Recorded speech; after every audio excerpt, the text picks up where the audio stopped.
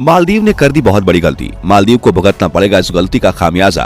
अगले 20 सालों में मालदीव को अपनी इस गलती की वजह से गंवाना पड़ सकता है अपना वजूद। भारत से पंगा लेकर मालदीव ने अपने ही पैरों पर मार ली है कुल्हाड़ी। नमस्कार दोस्तों, आज की इस वीडियो में हम जानेंगे कि आखिर मालदीव ने ऐसा क्या कर दिया है जिसके बदले भारत ने कड़ा रुख अपनाते हुए मालदीव के खिलाफ एक स्ट्रिक्ट एक्शन ले लिया है। दोस्तों, भारत का डोमिनेशन फिलहाल दुनिया के बाकी पावरफुल कंट्रीज पर तेजी से बढ़ता जा रहा है। भारत लगभग हर सेक्टर में लगातार ग्रोथ कर रहा है। ऐसे में ज्यादातर कंट्रीज भारत के साथ अपने पहले से कायम किए गए रिलेशंस को और मजबूत करने में लगे हुए हैं। लेकिन फिर भी कुछ कंट्रीज ऐसी हैं जो भारत के खिलाफ खराब रवैये से बाज नहीं आती। इनमें पाकिस्तान और चीन मुख्य रूप से शामिल हैं और पिछले कुछ महीनों से इसी कड़ी में मालदीव का नाम भी शामिल हो गया है। फिलहाल कुछ दिनों पहले आई एक खबर के अनुसार मालदीव ने एक और ऐसी गलती कर दी है जिसके कारण अब वहां की आम जनता को नुकसान झेलना पड़ सकता है। आखिर मालदीव ने ऐसा क्या कर दिया जिससे उसे नुकसान झेलना पड़ेगा? चलिए आज के इस वीडियो के माध्यम से यही जानते हैं। लेकिन दोस्तों, वीडियो में आगे बढ़ने से पहले आपने अगर हमारे चैनल को सब्सक्राइब नहीं किया तो कृपया इसे सब्सक्राइब करें ताकि हम ऐसी इन्फॉर्मेटिव वीडियोस बनाते रहें और ये वीडियो आपको समय पर मिलती रहे। तो चलिए बिना देरी किए आगे बढ़ते हैं। दोस्तों, खबर आ रही है कि मालदीव ने एक ऐसी गलती कर दी है जिसका खामियाजा मालदीव की जनता को भुगतना पड़ सकता है। दरअसल ये बात पूरी दुनिया अच्छी तरह से जानती है कि मालदीव फूड इंपोर्ट के लिए मुख्य रूप से भारत पर ही डिपेंडेंट है।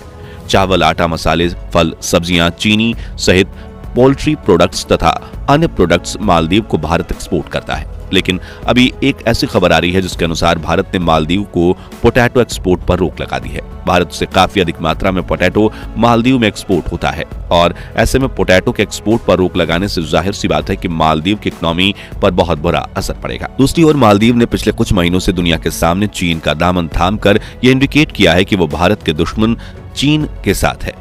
लेकिन आपको बता दें कि पोटैटो की कमी की भरपाई मालदीव के लिए चीन भी नहीं कर पाएगा। या दरअसल सबसे बड़ा कारण यह है कि मालदीव से चीन के बीच की दूरी के कारण किसी भी प्रोडक्ट का ट्रांसपोर्टेशन कॉस्ट काफी अधिक हो जाएगा, जिससे मालदीव की इकोनॉमी और भी ज्यादा डगमगा जाएगी। वहीं भारत ने मालदीव के पोटैटो एक्सपोर्ट को रोककर उसकी जगह बांग्लादेश के लिए फूड इंपोर्ट के रास्ते खोल दिए हैं, जिस पर भारत ने कुछ समय पहले से रिस्ट्रिक्शन लगा रखे थे। यानी कि अब मालदीव के बजाय पोटैटो का एक्सपोर्ट भारत बांग्लादेश में करेगा।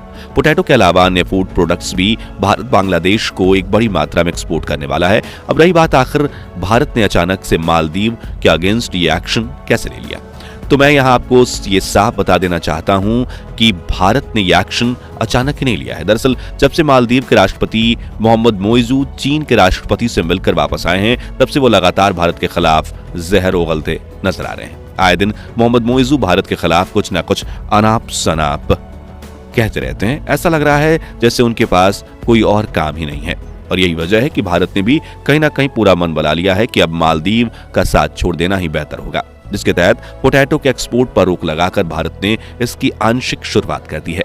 दूसरी ओर मोहम्मद मोइजू को इस बात की भनक लग गई है कि भारत अब उसका साथ छोड़ने के मूड में है, क्योंकि भारत ने कुछ समय पहले मालदीव में कुछ प्रोडक्ट्स को सेटअप करने का सोचा था। इसके साथ ही भारत की एक कंपनी ताज एक्सोटिका रिजॉर्ट्स मालदीव में एक बड़े फ्लोटिंग सोलर पार्क का सेटअप करने वाली थी। लेकिन अब यह सेटअप मालदीव के बदलते सुर को देखकर मालदीव के बजाय इसे यूएई, फ्रांस और लक्षद्वीप में सेट करने की योजना बनाई जा रही है।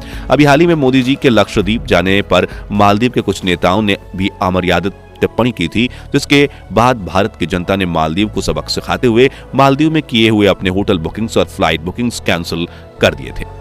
दोस्तों, खबर ऐसी भी आ रही है कि भारत मालदीव को टक्कर देने के लिए लक्षद्वीप को टूरिस्ट सेक्टर बनाने का प्लान कर रहा है और जाहिर सी बात है कि किसी भी टूरिस्ट सेक्टर को अच्छा बनाने के लिए बिजली का बहुत अहम योगदान होता है। भारत ऐसा करने में सक्षम भी है और उम्मीद है कि भारत के ताज एक्सोटिका का रिजॉर्ट्स अपने फ्लोटिंग सोलर पार्क का सेटअप लक्षद्वीप में ही करेगी।